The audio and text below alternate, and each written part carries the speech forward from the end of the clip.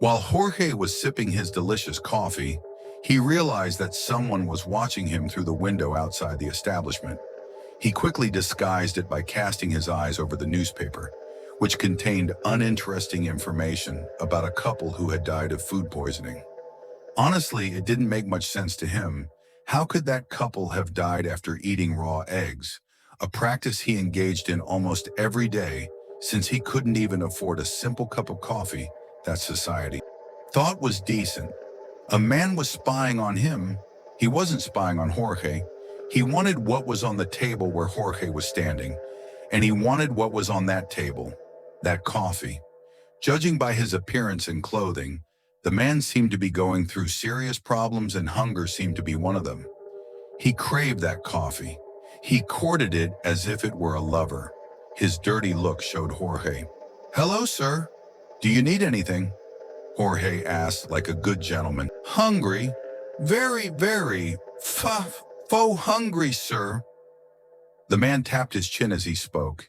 He seemed to be freezing to death. The poor fellow was wearing a rag which didn't even cover his arm. His ankle was more visible than his satiety. "You're going to eat." Jorge took the poor man to a secluded but not at all empathetic place. The alley they found themselves in was filled with a black fog.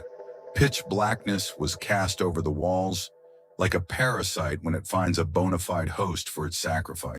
The sound of the drops woke the man up, penetrated his mind. His presence was intimate.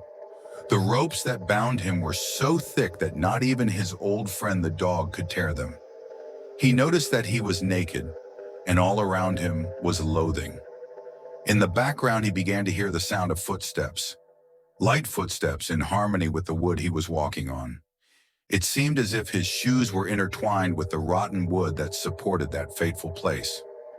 "Are you hungry?" Jorge asked the man quietly, to which he replied with light grunts, inaudible whispers. Jorge only absorbed a rotten stench that came from his throat, trapped phlegm. "Your mucus says a lot about you." Jorge lifted the poor man's head with his left hand, making him look at that perverse face. Jorge dropped his head, which returned to its original position, staring back at the cracked wood. "What do you want?" The poor man whispered, a slow whisper. He seemed to have used all his energy to utter it. "I don't want anything. I'm just going to give you what you asked for." Jorge tore open a grayish bag near the wall, picked up a small saw with pointed teeth, a little rusty and old, but with an excellent cut apparently. Jorge went over to the little man and cut the rope that bound him. The little saw cut the rope as if it were nothing.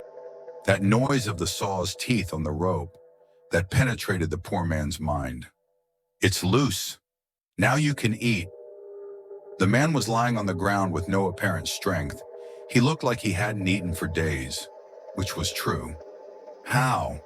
the poor man whispered again. The corner of his mouth was covered in sawdust, fluff on his cold, hardened cheeks. "Cut your throat, ending your hunger and pain forever.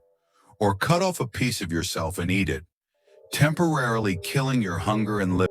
Jorge waited 2 hours for the man to decide what to do, and he chose.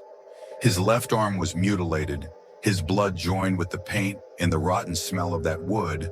A piece of flesh with muscle was removed, and the poor man grunted, his screams of pain echoing through that rotten house. The sound of the saw cutting his flesh repeated in his mind like a symphony of horror, the drips of blood falling in harmony with the symphony.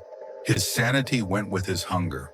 He ate himself, tasted his pain, proved that even in the worst-case scenario, living is always the option, even for those who already know their